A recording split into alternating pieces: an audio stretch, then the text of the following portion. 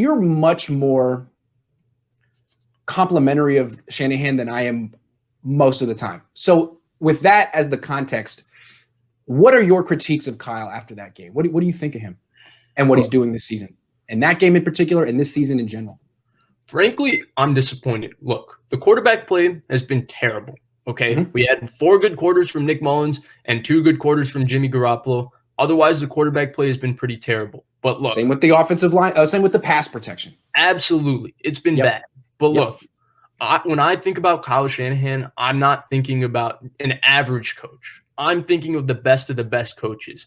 So where I'm disappointed is I thought that this guy was so good that he could overcome all of this. Because look, in spite of the numbers, the quarterback play and the offensive line were that great last year. And he was able to overcome it by changing up his run game and adding, and they had one of the best screen games in football. That screen game was special last year, and we haven't seen that same screen game this year. No. So that's where, like, maybe my expectations of Kyle were just too much. But when I think of Kyle, I thought, man, the Niners got a guy who could be the next great coach in the NFL. He's so young, he's so brilliant, all of that, and he seems to really galvanize these guys to play. And after these 4 games, as bad as the quarterback play has been, as bad as the offensive line play has been, I'm left here thinking maybe even Kyle Shanahan doesn't have solutions for this, or maybe other guys would have solutions, and I overrated Kyle Shanahan. It's really interesting questions. Now, for me, I there's one thing that I'm looking at with Kyle. It's the run game. Because to me, it's a run-first team, and he has Kittle, he has Juszczyk, he has Mostert, McKinnon. He's got him. He's got his guys. And if you look at the numbers, they're averaging 5 yards a carry. Mostert's averaging 7 yards a carry. McKinnon's averaging 5.5 yards per carry. Pass protection is awful. The defense is depleted. They need to win the time of possession. There's about 800 reasons for the Niners to look to establish the run early in games and wear teams down with it. I mean, it's how they got through the playoffs. They didn't win games in the playoffs passing. They won games running the ball. And Shanahan used to talk about it. He used to say, this week, we felt we could win if we got to 30 runs. It was a goal they would talk about. We want to get to 30 runs. You know how many times they've gotten to 30 runs this year in a game? Once. Yesterday against the Dolphins, 19 runs.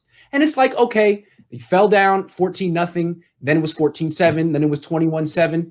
You don't have to panic in the first half down 2 scores and just throw out your game plan and go pass happy when you know your quarterback's hurt and you know your offensive line can't pass protect.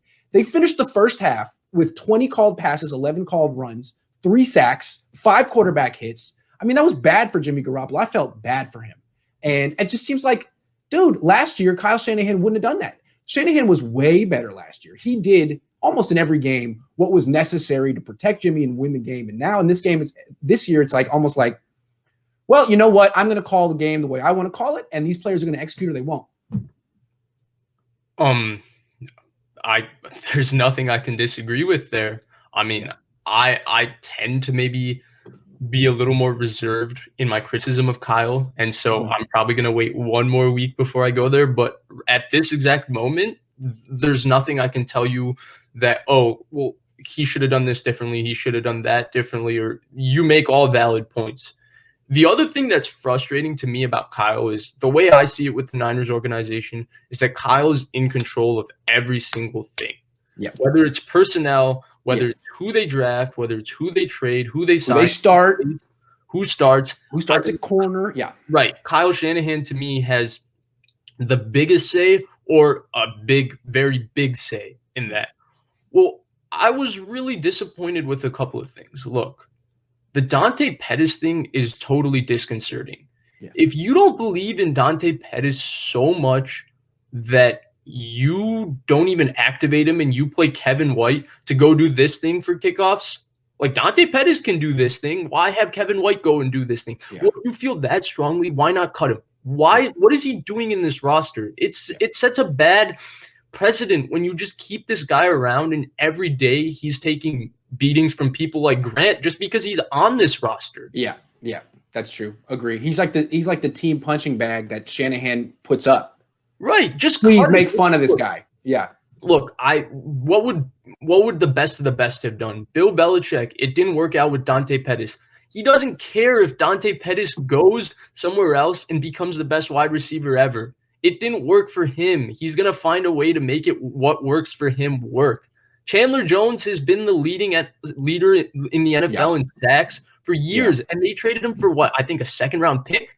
Yeah. Is Chandler Jones worth more than a second-round pick? Absolutely, but they've won 2 Super Bowls without Chandler Jones. They didn't care how successful he was in Arizona. And Dante Pettis is nowhere near the player Chandler Jones is. If you don't believe he's your guy, just let him go, move on, and find a way to win with the guys you have. And I guess that everything you just said about Dante Pettis could apply to the starting quarterback. Right.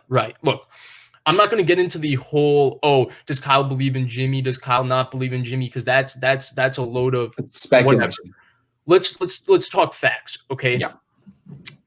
The Jimmy Garoppolo threw the ball 8 times in an NFC Championship game.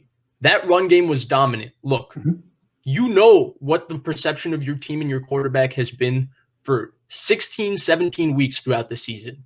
You know what the conversation is going to be if the guy throws only 8 balls in the NFC Championship game after you clearly didn't throw the football for 20 minutes in the Minnesota game. So you know what the conversation is going to be. You know you need him to win the Super Bowl, but you know what the conversation is going to be for 2 weeks about him in the lead up to the Super Bowl. If he throws 15 passes in that game and throws 11 for 15 for 105 yards, 0 touchdowns, 0 interceptions, everybody says the run game was working.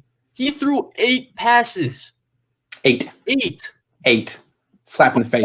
Disrespectful. Going to come and say, well, he doesn't believe in him. That's what everybody's going to think. And look, I don't know what you believe. I don't know if you think you believe in him. I don't know if you don't believe in him.